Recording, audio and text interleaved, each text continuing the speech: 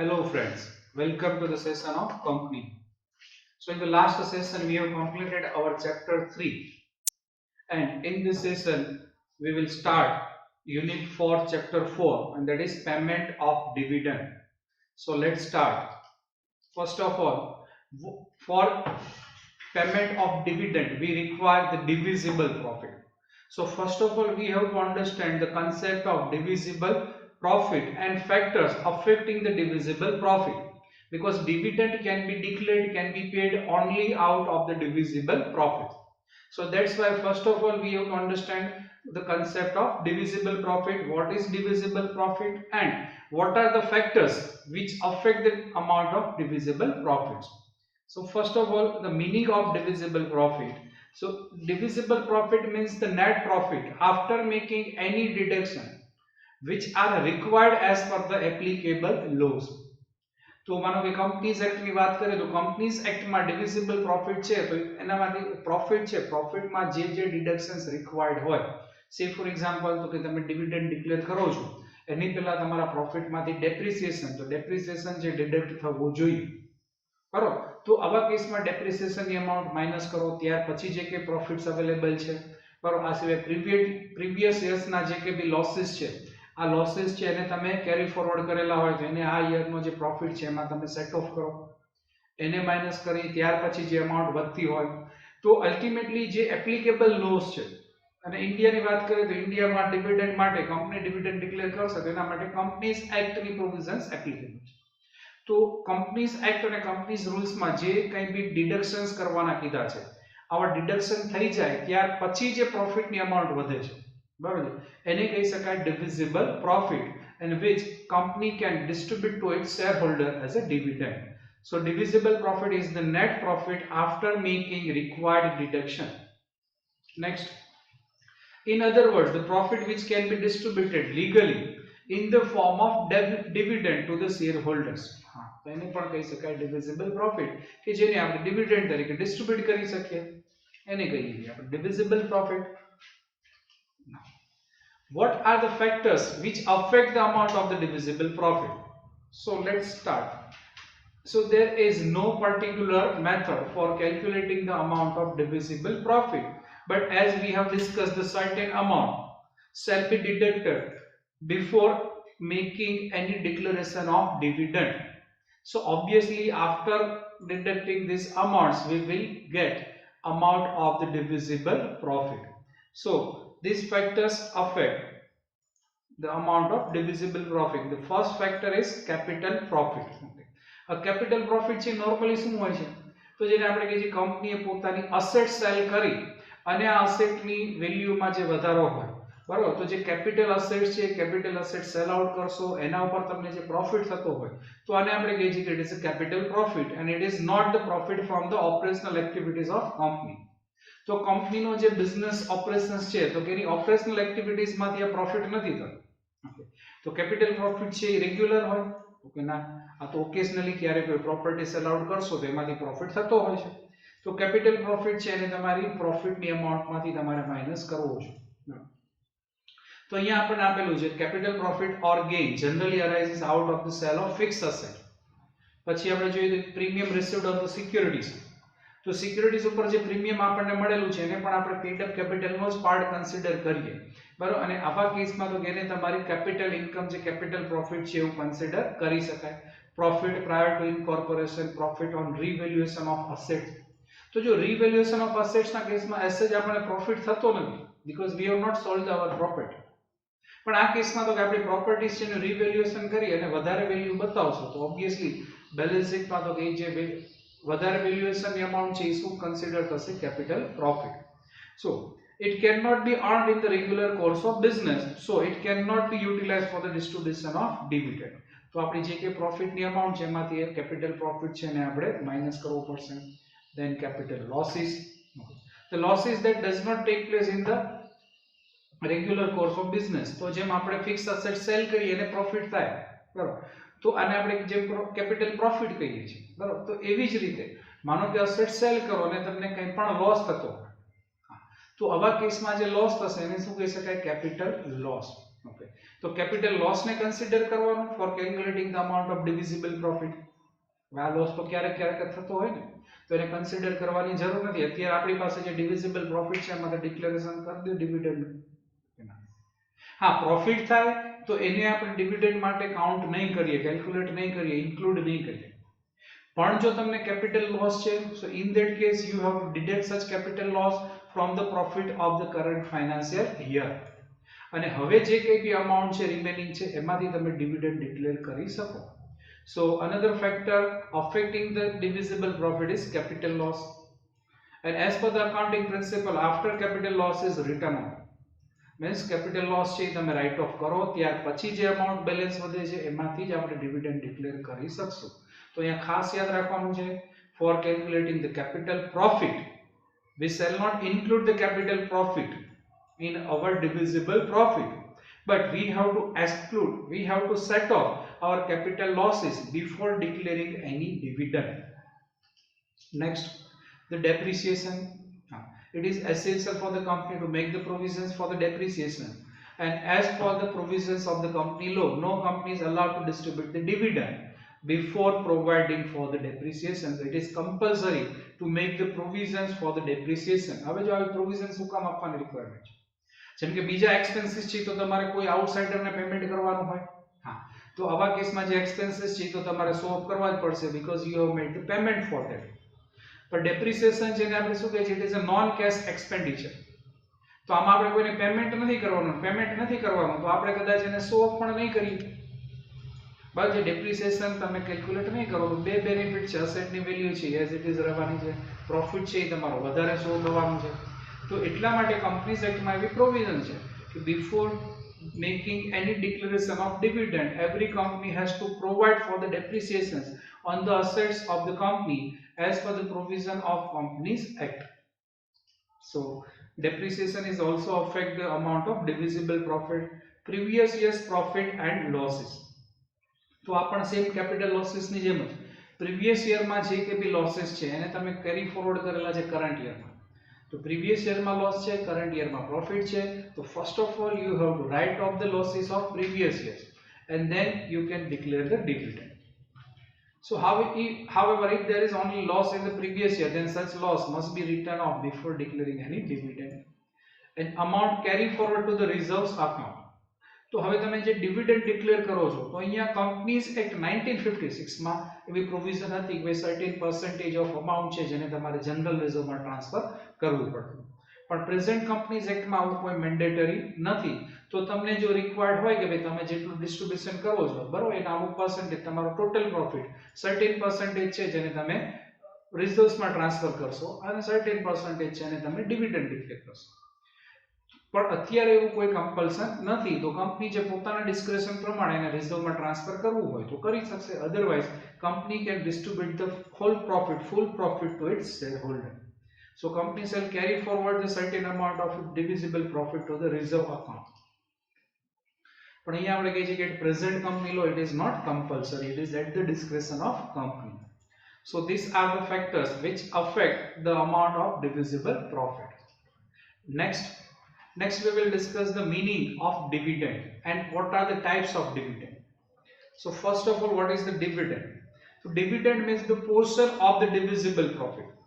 Divisible profit આપણે જે calculate કરીએ છીએ હવે આપણે શું કહી શકીએ, it is a portion of the profit અને આ પ્રોફિટ છે ઓબ્વિયસલી કયો પ્રોફિટ હશે, divisible profit received by the shareholders. તો જે divisible profit માંથી શેરહોલ્ડર ને જે ભાગ મળે છે, જે પાર્ટ મળે છે, જે પોર્શન મળે છે એને આપણે કહીએ છીએ કે it is a dividend and which is available for the distribution among the members. Dividend is return on the share capital subscribed for. Obviously, તો ઇન્વેસ્ટર માટે જે ડિવિડન્ડ મળે છે એને આપણે શું કહીએ છીએ કે it is a return on investment. તમે જે ઇન્વેસ્ટમેન્ટ કરેલું છે, કંપનીની શેર કેપિટલમાં ઇન્વેસ્ટમેન્ટ કરેલું છે એના ઉપર તમને જે રિટર્ન મળે છે એને પણ કહી શકાય dividend. And as per the definition given in the Companies Act, it is very simple definition. Dividend means dividend includes any interim dividend. Means dividend છે તો dividend શું છે એ નથી ડિફાઇન કર્યું, પણ એવું કીધું dividend છે એમાં શું આવી જાય, interim dividend છે પણ dividend માં ઇન્ક્લુડ થશે. તો આનો મીનિંગ એવો થાય કે ડિવિડન્ડ માટે જે પ્રોવિઝન્સ એપ્લિકેબલ છે આ જ પ્રોવિઝન્સ એના માટે એપ્લિકેબલ બનશે, તો કે ઇન્ટરિમ ડિવિડન્ડ માટે પણ સેમ પ્રોવિઝન્સ કે જે ફાઇનલ ડિવિડન્ડ ના કેસમાં એપ્લિકેબલ છે આવી જ પ્રોવિઝન એપ્લિકેબલ બનશે. So this is the meaning of dividend. Now we will discuss the types of dividend. So what are the types of dividends? So first, interim dividend. Interim dividend જેને આપણે શું કહીએ છીએ, it is a dividend declared between two AGM. કારણ કે annual general મીટિંગમાં જે dividend છે ફાઇનલ થાય, ઓથોરાઇઝ થાય, એને આપણે શું કહીએ છીએ, it is a final dividend. તો નોર્મલી કંપનીમાં ડિવિડન્ડ ડિક્લેર કરવા માટેની પ્રોસિજર શું હોય છે, તે board of directors recommends the rate of dividend. કારણ કે જે ફાઇનાન્શિયલ ડેટા જે બોર્ડ ઓફ ડાયરેક્ટર પાસે હશે કે ભાઈ આપણો પ્રોફિટ કેટલો થવાનો છે આ વર્ષે, કેટલો પ્રોફિટ થયેલો છે, કારણ કે શેર હોલ્ડર્સ મેમ્બર્સ છે તો ચેક કરતા નથી. તો નોર્મલ કેસમાં શું હશે, board of directors recommend the rate of dividend.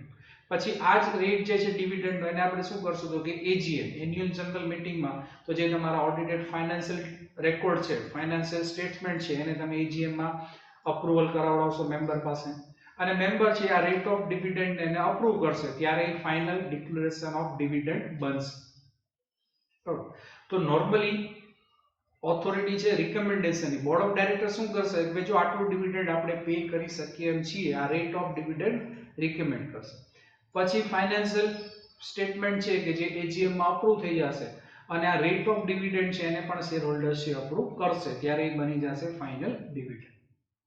પણ અહીંયા આપણને કીધું છે કે dividend declared between two AGM, તો એક એજીએમ કમ્પ્લીટ થાય ત્યાર પછી બીજી એજીએમ છે એની પહેલા કોઈ પણ ડિવિડન્ડ ડિક્લેર કરતા હોય, હા, તો આ ડિવિડન્ડ છે ને શું કહી શકાય, ઇન્ટરિમ ડિવિડન્ડ.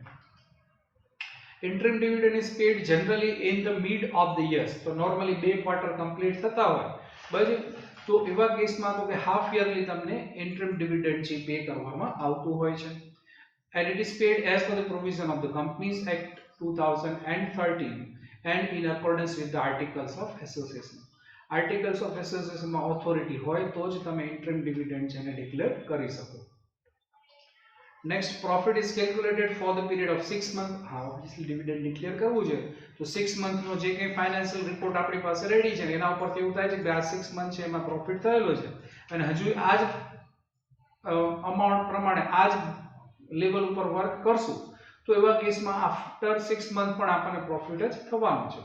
તો આ જે 6 મંથના ફાઇનાન્શિયલ ડેટા અવેલેબલ છે એના ઉપરથી તમે ઇન્ટરિમ ડિવિડન્ડ છે એનો રેટ ડિસાઈડ કરી શકો. And it can be distributed by the unanimous decisions of the management.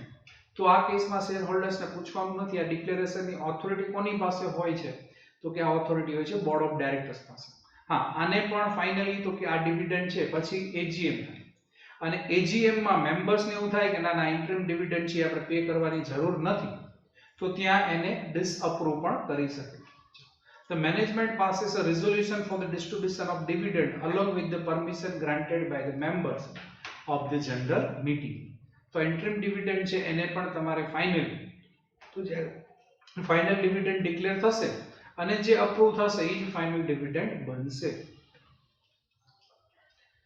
So this is the interim dividend. Next type of dividend is the final dividend, and that is dividend declared at the AGM of company. તો કંપનીની AGM માં જે dividend declare થશે એને આપણે કહી શકીએ final dividend, which is approved by the members of the company, by the shareholders of the company in the general meeting. The dividend paid at the end of the accounting year from the net divisible profit for the year, it is known as a final or annual dividend. Financial data prepare થઈ ગયો છે, AGM માં એને approve પણ થઈ જાય છે, અને હવે ફાઇનલી જે રેટ આપણે ડિક્લેર કરીએ છીએ એને કહી શકાય final dividend. The rate of such dividend is decided by the management of company, કે જે હમણાં જ આપણે ડિસ્કસ કર્યું કે normally rate of dividend recommended કોણ કરશે, બોર્ડ ઓફ ડાયરેક્ટર્સ. અને હા, એમાં કંઈ પણ ચેન્જીસ કરવા હોય તો શેર હોલ્ડર્સ છે, મેમ્બર્સ છે, એજીએમ માં કરી શકશે, પણ નોર્મલી બોર્ડ ઓફ ડાયરેક્ટર્સે જે રિકમેન્ડ કરેલું હોય એના પ્રમાણે તો ફાઇનલ ડિવિડન્ડ છે ડિક્લેર થતું હોય છે. The declaration of final dividend is made in the annual general meeting. Obviously, such dividend is considered as a liability for the company because once the final dividend is declared, it cannot be cancelled even by the members of the company. હા, interim dividend કે જે board of ડાયરેક્ટર્સે declare કરેલું છે એને AGM માં share holder છે cancel કરી શકે, અને તો કે આ તમારે પે કરવાની જરૂર પણ નથી રહેતી. તો અહીંયા આપણે કઈ interim dividend does not become the liability of the company until it is finalized by the shareholders in the AGM. But once the dividend declared in the AGM, it becomes the liability of the company, and company has to pay the amount of such dividend. It cannot be cancelled even by the members. So such dividend is considered as a liability for the company. So here interim dividend may be cancelled by the members in the AGM, but the final dividend cannot be cancelled by the members. What are the differences between interim dividend and final dividend? So first of all, authority. Who can declare the dividend? So interim dividend can be declared by the board of directors, by the management, while final dividend is declared by the members at the annual general meeting. The next point of differences between these two type of dividends is time for the declaration of dividend. So interim dividend છે normally આપણે ક્યારે declare કરતા હોય છે તો before the preparation of the financial statement. અને obviously final dividend છે ક્યારે declare થશે તો કે તમારો financial statement છે prepare થઈ જાય, AGM માં approve થઈ જાય અને finally આપણે AGM માં એક final dividend declare કરીએ છીએ. તો obviously it is declared only after the preparation of final accounts of the company. Next, time period for which the dividend is declared. So obviously interim dividend is declared between the financial year, so it is declared for 6 months, while final dividend is declared for the duration of 1 year. Provision in the articles: the interim dividend can be declared only when the express provisions contained in the articles of association. માનો કે articles of association માં authority નથી interim dividend declare કરવાની, તો ત્યાં આપણે કહીએ છીએ board of directors cannot declare the interim dividend. તો એના માટે express authority, express provisions છે articles માં હોવી જોઈએ. But for final dividend, no such provisions is required in the articles of association. તો એમાં કંઈ નથી લખેલું એવા કેસમાં પણ તમે final dividend છે ને declare કરી શકો છો. Liability for the company, તો આને પણ આગળ આપણે types of dividend માં જ discuss કરેલું છે કે interim dividend is not the liability for the company because in general meeting members can cancel the declaration of interim dividend. But once the final dividend is declared by the company at AGM, it cannot be cancelled even by its member. So it becomes the liability for the company. So interim dividend is not the liability for company because it cannot be cancelled. Why? The final dividend is the liability for the company because after declaration of the final dividend, it cannot be cancelled by the members. So these are the points of differences between interim dividend and final dividend. So that's all for the types of dividend and meaning of dividend. And next topic, that is provisions regarding the declaration of dividend, that we will discuss in our next session. So thank you very much.